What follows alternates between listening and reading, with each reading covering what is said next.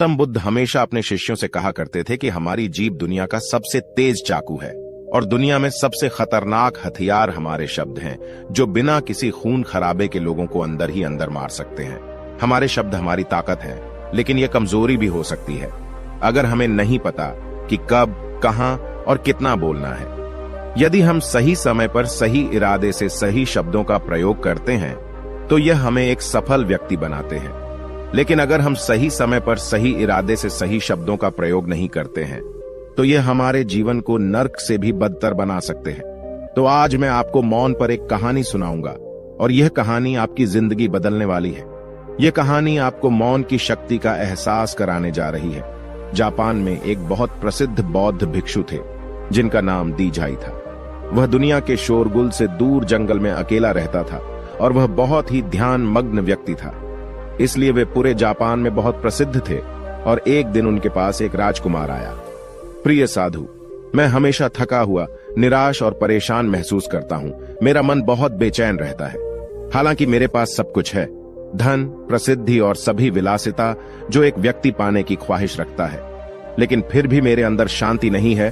तो साधु ने कहा, आपको इसका उत्तर पता है, लेकिन आपने कभी इसकी खोज नहीं की। साधु ने कहा कि मैं एक प्रयोग करना चाहता हूं। क्या आप वह प्रयोग करना चाहेंगे? इस प्रयोग के बाद आपके जीवन में कोई अशांति और चिंता नहीं रहेगी। यह सब सुनकर राजकुमार बहुत परेशान हुआ, लेकिन उसने साधु से कहा कि मुझे बताओ कि मैं क्या करूं।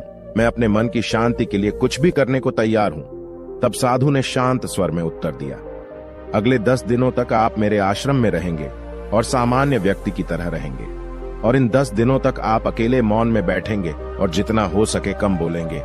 राजकुमार साधु की बात से सहमत हो गया।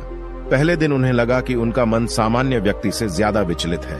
उसके मन में तरह तरह के सवाल उठ रहे थे और वह आम लोगों की तरह जीवन जीने में असहज महसूस कर रहा था। उसके भीतर बोलने की प्रबल इच्छा थी, पर वह मान गया और कुछ न बोला, एक शब्द भी नहीं। लेकिन वह चुपचाप बैठा रहा। लेकिन जैसे जैसे रात होती गई, उसे एक बड़ी शांति का अनुभव हुआ। उसके लिए यह बड़ा अजीब था। वह अंदर ही अंदर खुश हो रहा था और अपने आप से पूछ रहा था कि बेचैनी कम क्यों हो रही है। अगले दिन राजकुमार एकांत में बैठा प्रकृति को, फूलों को, पौधों को, आकाश में उड़ते पक्षियों को देख रहा था। अपने जीवन में पहली बार वह देख रहा था कि उसके चारों ओर कितनी सुंदर प्रकृति है।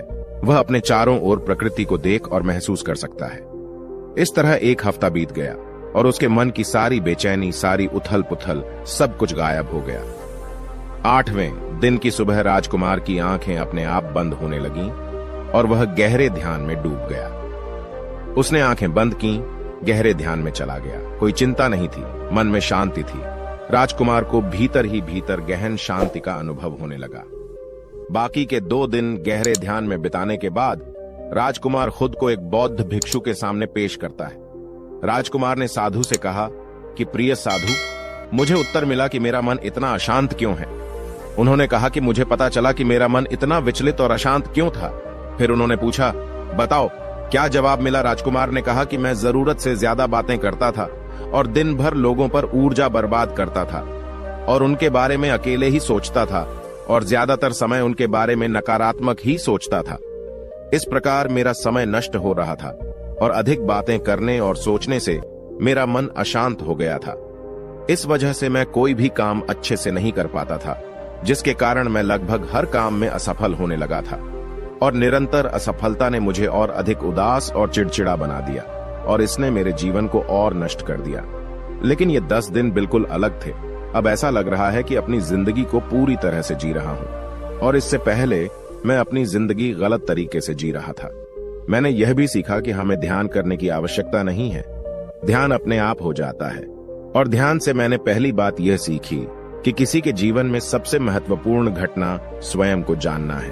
बौद्ध भिक्षु ने कहा कि आप ही नहीं, दुनिया में ज्यादातर लोग जरूरत से ज्यादा बोलते हैं। आज भी ज्यादातर लोग एक दूसरे को नीचा दिखाने के लिए ही बोलते हैं और आज भी लोग ज्यादा बातें करते हैं और अपना जीवन बर्बाद कर रहे हैं। साधु ने राजकुमार को मौन रहने का महत्व समझाया और कहा कि एक बार शिष्य गौतम बुद्ध से पूछते हैं कि प्रिय बुद्ध, आप अधिकांश समय मौन क्यों रहते हैं? बुद्ध ने कहा, मैं गहराई में मौन रहता हूं। मौन स्वयं को जानने की पहली सीढ़ी है। यदि आप मौन नहीं रह सकते हो तो स्वयं को जानना असंभव है। स्वयं को जानने की पहली सीढ़ी मौन है। जितना जरूरी हो उतना ही बोलें, और आप पाएंगे कि 90% बोलना हानिकारक होता है। न ही बोलते तो अच्छा था। 90% मुश्किलें कम हो जाएंगी अगर लोग थोड़ा सा चुप हो जाएं, झगड़े कम हो जाएं, अशांति कम हो जाए, फेंकना कम हो जाए। बस तुम दोनों चुप रहना सीख जाओ। दुनिया में बहुत सारी मुसीबतें सिर्फ बोलने से पैदा हो जाती हैं। जो मौन रहना जानता है वो भीड़ में भी अकेले रहने का हुनर जानता है। एकांत में मनुष्य स्वर्ग भी है। दूसरों की उपस्थिति बेचैनी पैदा करती है। पहले अपने साथ मौन धारण करो, फिर अपनी ऊर्जा को मोड़ में आने दो, मन को घर आने दो। जब आप दूसरों की उपस्थिति से उठते हैं और परेशान हो जाते हैं तो उचित है कि आप अपनी आंखें बंद कर लें और अपने आप में खो जाएं। तुम वहां से भी ताजगी पाओगे, क्योंकि तुम्हारे जीवन का स्रोत वहीं छिपा है। वह किसी और में नहीं है, लेकिन तुम्हारी जड़ें तुम्हारे जैसी हैं। आखिर कौन तुम्हें अपने भीतर ले जाएगा? यदि कोई ना हो तो मुझे स्वयं ही भीतर जाना होगा। इसलिए अपने भीतर जाओ। वही परम राजा है, वही जीवन का स्रोत है, वहीं से आनंद का जन्म होता है। वहीं से तुम मृत्यु में डूबोगे। वहीं तुम्हारा सूर्य उदय होगा, वह फिर अस्त होगा। जब भी तुम डुबकी लगाकर लौटोगे वहीं से पाओगे। फिर तुम फिर से तरोताजा हो जाओगे। तब जीवन का नया धन पाओगे। फिर नई शक्ति का जन्म होता है। थकान मिटती है, उदासी मिटती है, चिंता मिटती है।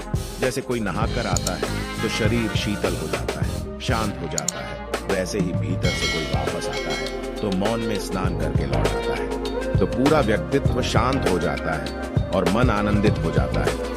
जब आप आंतरिक मोह की उस ऊंचाई पर पहुंच जाएंगे तो आप पाएंगे कि आपका मन बोलने से भी नहीं बनता।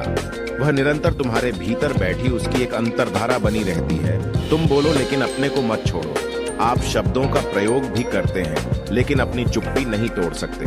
तब तुम्हारी वाणी में सुगंध होगी, फिर तुम्हारी वाणी में विशालता होगी। जो तुम्हारे बोलने का संगीत होगा, सब ठीक हो जाएगा। आप बोलेंगे तो दूसरे ठंडे पड़ जाएंगे। भीतर से मौन होते ही आप इतने शक्तिशाली होने लगते हैं कि समाज की पराधीनता छोड़ने लगते हैं और आपकी जिंदगी में एक ऐसा मजा आता है जो सिर्फ दीवानों की जिंदगी में होता है।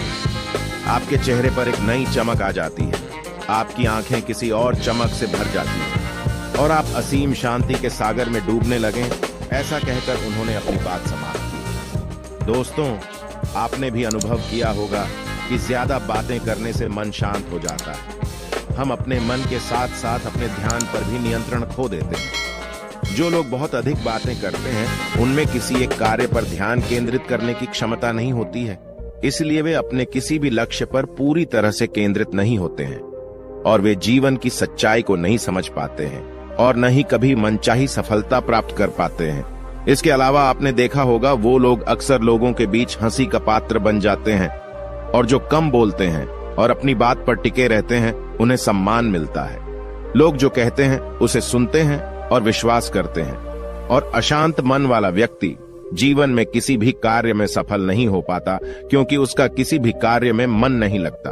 अगर कोई व्यक्ति जानता है कि उसे कब, कहां और क्या कहना है तो वह वास्तव में बहुत बुद्धिमान है और ऐसा व्यक्ति जहां भी जाता है आकर्षण का केंद्र बन जाता है और जो कुछ भी करता है उसमें सफल हो जाता है। यदि हम महान व्यक्ति के व्यक्तित्व को देखें तो पता चलेगा कि वह कम बोलते हैं और कम से कम शब्दों में अपनी बात समाप्त करते हैं। वह बोलने से पहले गहराई से सोचता है कि उसे क्या कहना है। लेकिन जो लोग अधिक बोलते हैं वे कई बार झूठ बोलते हैं और अपनी बातों से दूसरों के दिमाग पर कचरा डालते रहते हैं। वह अधिकतर दूसरों की बुराई ही करता रहता है, इसलिए उसके अपने भी उससे बचने और उससे दूर रहने की कोशिश करते हैं। हमारे भारतीय उपनिषदों में कहा गया है कि हमारे वचन ही वास्तविक धर्म हो सकते हैं। मौन से धैर्य आता है, धैर्य से ध्यान आता है और ध्यान से व्यक्ति अपने जीवन के प्रति जागरूक हो जाता है। दोस्तों, आप भी प्रतिदिन कम से कम 30 मिनट एकांत में शांत बैठने का प्रयास करें। इससे आप सब में एक सकारात्मक बदलाव अवश्य आएगा। इसी के साथ हम इस कहानी को समाप्त करते हैं। धन्यवाद।